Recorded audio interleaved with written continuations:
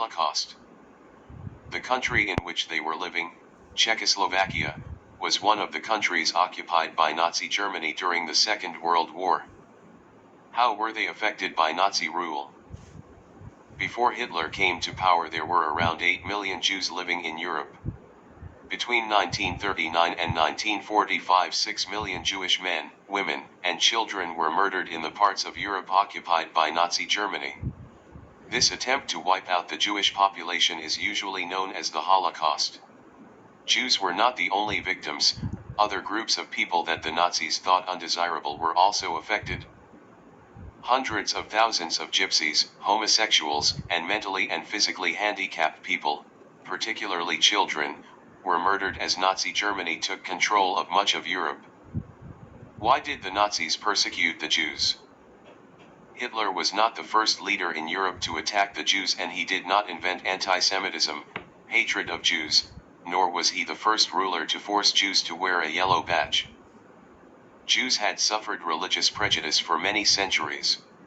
In Europe during the Middle Ages, Jewish communities were attacked and, during the Crusades, Jews were murdered or driven out of many countries. In England, in 1275, all Jews were made to wear a yellow badge. In 1290, Edward I expelled Jews from England and seized all their land and money. It was not until the 17th century that Oliver Cromwell allowed Jews to return to England. How did the Nazis persecute the Jews? As soon as he got into power, Hitler started to persecute the Jews. The Nazis used false research to suggest that Jews were an inferior race. They blamed Jews for the problems in Germany and encouraged ordinary Germans to hate Jews. There were about 500,000 Jews living in Germany. By the mid-1930s, many Jews had fled Germany. However, emigration was not easy. It certainly wasn't a matter of pack up and go. There were two main obstacles. One was getting a visa to enter another country. Most countries had a strict quota system that limited the number of people, which is called political asylum seekers, that they accepted. The second obstacle was money. The Germans demanded a large sum of money before they would give Jews an exit visa. The Germans occupied the western part of Czechoslovakia in March 1939. Jews were not allowed to attend a Czech or German school. What happened to the pupils in the photograph after their school was closed down? The Jewish school attended in Prague was closed down in the summer of 1942. Between July 1942 and July 1943, the majority of Frank's class were sent to the Theresienstadt ghetto. How did the Nazis' treatment of the Jews change during the Second World War? After Germany invaded Poland on September 1, 1939, another 3.5 million Jews were trapped under Nazi rule. In Poland, Jews were also forced into special sections of cities and towns, called ghettos. The largest ghetto in Poland was the Warsaw Ghetto. The ghetto was shut off from the rest of the city. If Jews tried to escape, they were executed. It was also impossibly overcrowded. Food was very limited and people had to survive on just 300 calories a day, the equivalent of 2.5 slices of bread a day. Jews who could work were used for slave labor. Those who could not were left to die from hunger and disease. Over 500,000 Jews died in the Warsaw Ghetto. During the war, Jews were also forced into ghettos in other countries. Theresienstadt was the nearest ghetto to Prague. However, one of Frank's closest friends never made it to the ghetto. In June 1942, Reinhard Heydrich, a high-ranking SS officer, was assassinated in Prague. In retaliation, the Germans burned to the ground 2 Czech villages. Many other Czechs were executed too, and so were Jews. On June 10, 1942, 1,000 Prague Jews were sent on transport to Ujazdow and then shot on arrival. Life in the ghetto. Theresienstadt, a model camp. The Nazis claimed that Theresienstadt was a model camp. They even used it as propaganda to show that Jews were living in good conditions in ghettos. When the Red Cross visited the ghetto of Theresienstadt on June 23, 1944, the Nazis were able to convince them, or they were too easily convinced, that Jews lived a comfortable life in the ghetto. The Red Cross followed a route that had been carefully planned by the Germans. The fronts of houses along the official route were painted to give them a fresh look.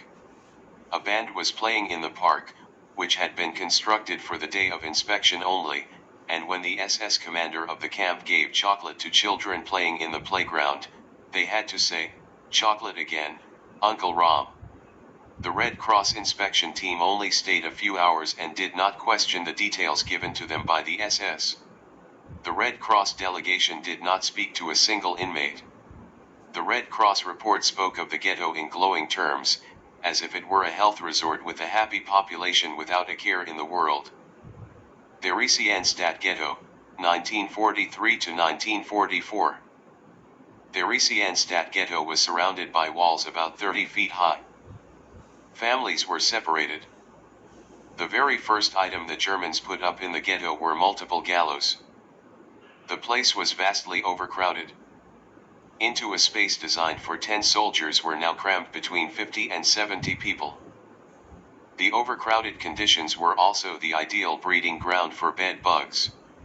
Bed bugs are small, evil-smelling, which at night crawl along the ceiling and drop onto a sleeper's face.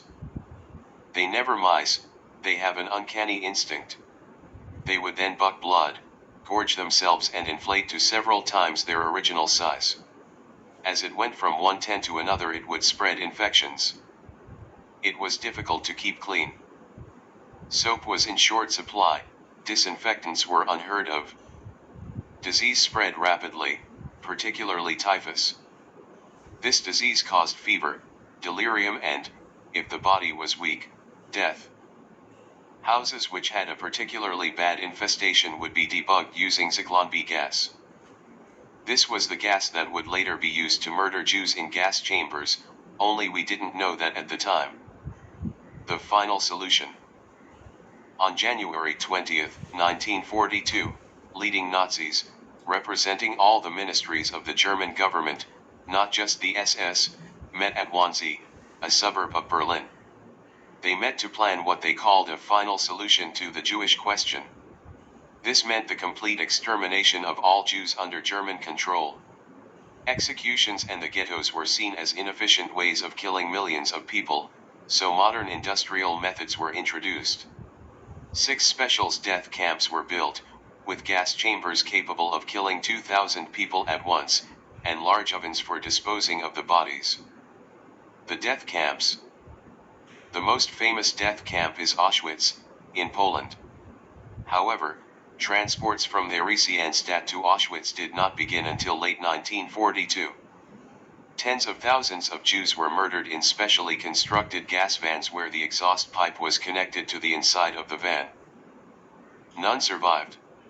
Treblinka was a death camp that had been set up in a secluded wood, just over 40 miles from Warsaw. Almost everyone who was sent to Treblinka was murdered. In less than a year, an estimated 750,000 Jews, 500,000 of them from Warsaw, had been killed by gassing. From October 1942 onwards, the transports that left Theresienstadt had one destination, Auschwitz in Poland. On arrival at Auschwitz, Jewish prisoners faced a selection. Some prisoners were chosen for slave labor. Around 80% of arrivals were sent straight to the gas chambers. If those chosen for slave labor later became too ill to work, they would also be sent to the gas chambers.